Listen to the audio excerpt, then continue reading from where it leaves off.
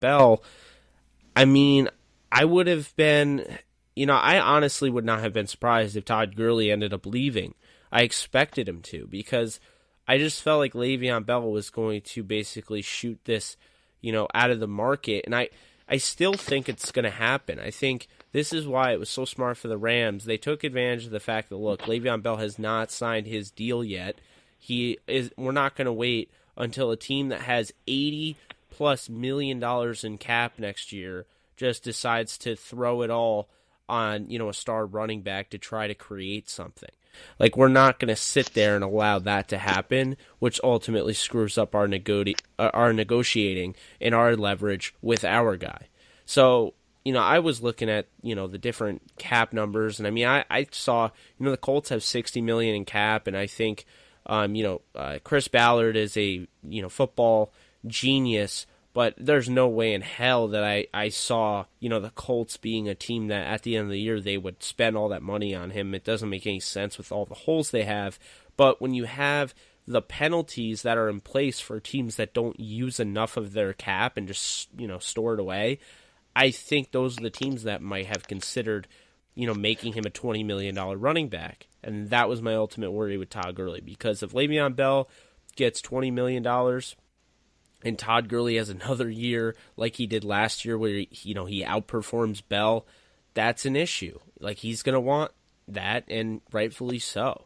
You also have to look at the fact that Le'Veon Bell right now is 26 years old, and Todd Gurley probably is the best running back in the NFL as of right now, and he's turning 24 this year. So, actually, it's pretty soon, but, he's 3 years younger, no suspensions, no holdouts. He's missed 3 total games. I mean, I think the Rams made the right decision by just getting this done now. And, this could be that whole, I mean, obviously the front office doesn't really care how they're perceived because they're just going to do what they do, and this team just went 11-5 last year. But the whole idea that the Rams don't pay their players, which was starting to become a thing among Rams Twitter and, NFL Twitter, now, all of a sudden, the Rams have just paid Brandon Cooks and Todd Gurley within the last 2 weeks. So, it's something to consider, and Aaron Donald, I'm sure, is on the horizon. Yeah, I think, what was it, before these 2 deals, the Rams had the most available cap room of anybody, 2 years out and beyond, simply because, this is a team that, was one of the youngest teams in the NFL, team that was built, we have to admit, is built to win the championship this year, and, and hasn't signed, any of their young stars, or hadn't signed any of the young stars for medium or long term. And I think we see that changing. Obviously, the next shoe to drop is the defensive lineman, and if that all happens within the next, within training camp, and all 3 of these deals get done, in the span of a month, that would be a really impressive thing. When you consider that Rams fans have been waiting a long time for some of these deals to happen, and now they're all coming bang, bang, bang. And this is a team that, this offseason has spent this whole offseason, setting itself up for 2018.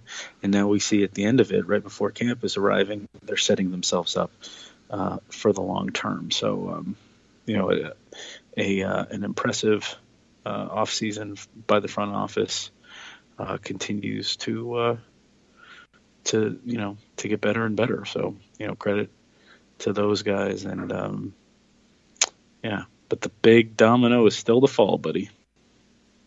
It really is, and it's kind of frustrating because you see, obviously we talked about this so many times, I feel like I'm beating a dead horse, but, you see half the fan base is pay the man, and the Rams need to stop being so greedy, but I feel like the Rams have the money allocated. I don't even think it's a money issue. I think it's been pretty, reinforced. I mean, we had Vinny on here.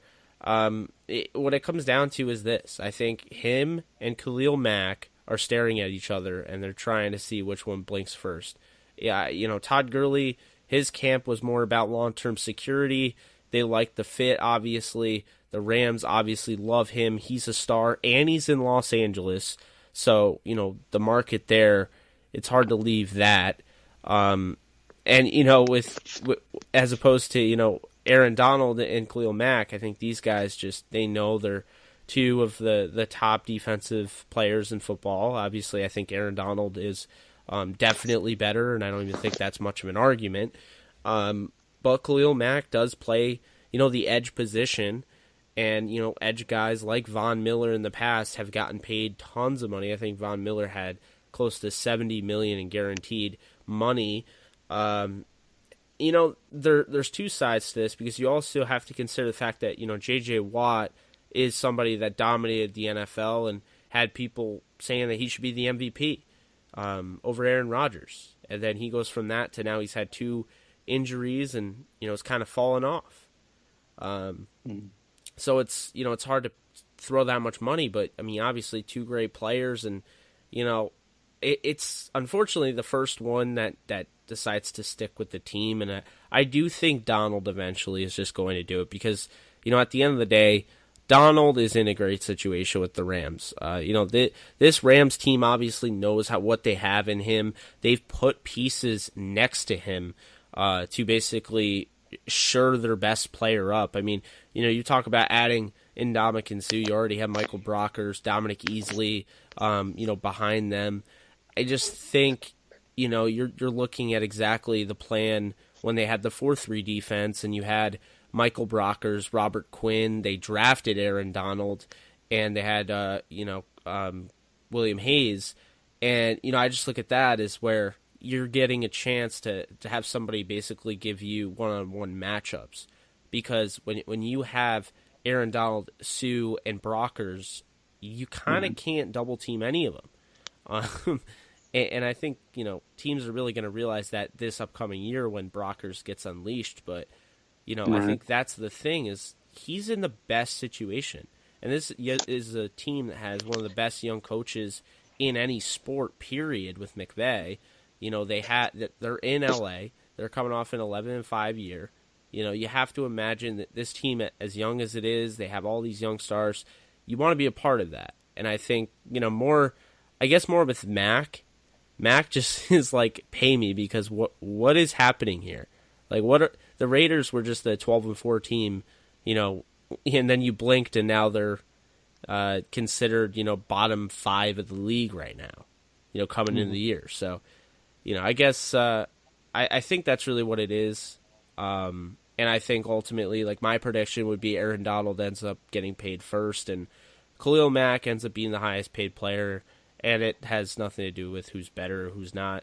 Just like always, it's really just, it's a stock game. It's when do you get paid? Like, for instance, Todd Gurley could get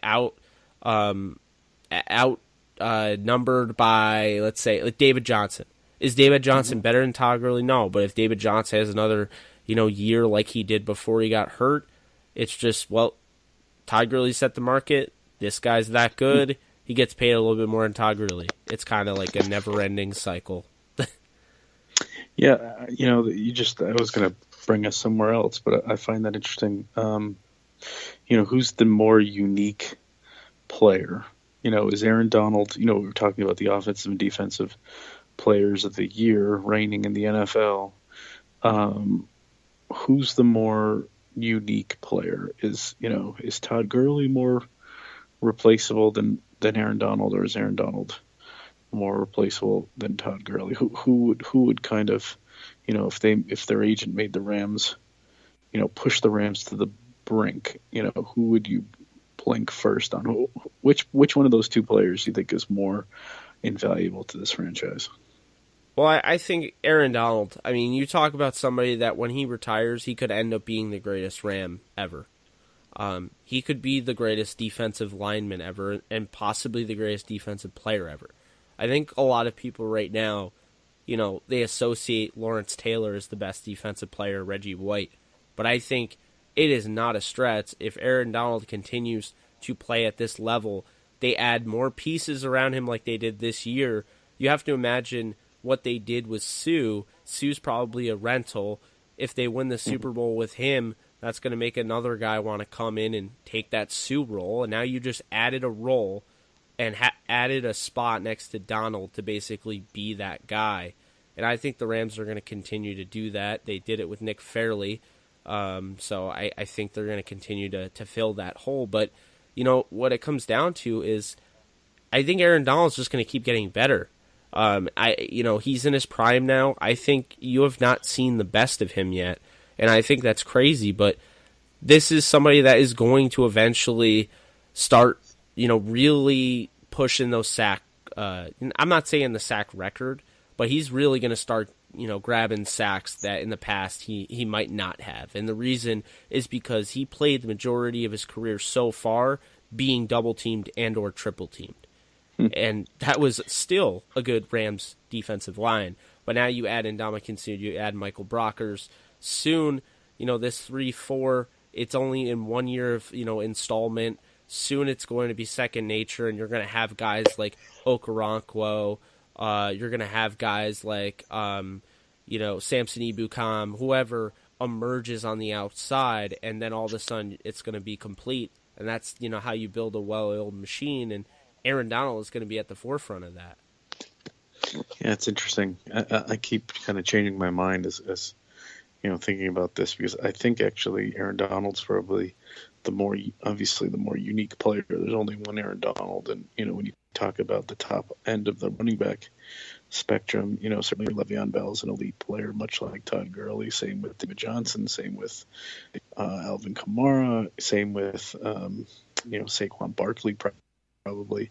So you're talking about kind of a renaissance in terms of these new kind of running backs who can run and pass and pile up the yards from scrimmage. But there probably is only one Aaron Donald. That said, I would probably argue that Gurley is less replaceable. I think if from the Rams' perspective, you could probably survive with a Donald injury more than you would survive with a Gurley injury. This offense without Gurley, would be really affected. Whereas we saw a dominant performance by the Rams defense just last year without Aaron Donald. So it's kind of an interesting, it's kind of 6 of one, half dozen of the other. It's an interesting debate, but certainly when you're talking about two of the elite players in the NFL on the same team, one on either side of the ball, it's a pretty interesting conversation. It's funny because at one point you could have said that. I mean, if you asked me, Robert Quinn or Steven Jackson. Steven Jackson was towards the end of his career. Robert Quinn was just. I mean, he signed this monster deal after he had 18 and a half sacks and almost 10 forced fumbles. And he just looked like the most dominant defensive lineman in the league. And honestly, if you told me then, who I would have picked Robert Quinn, because I just felt like he was such a game breaker. But obviously had the mighty fall and everything, and he had all the injuries. And I think that's even more how you have to look at Aaron Donald. Is Aaron Donald has been consistently a top 5 player at his position, but I say top 5 because he was top 5 since he entered the league. And then I think really to year 3, I would say he became the best defensive player.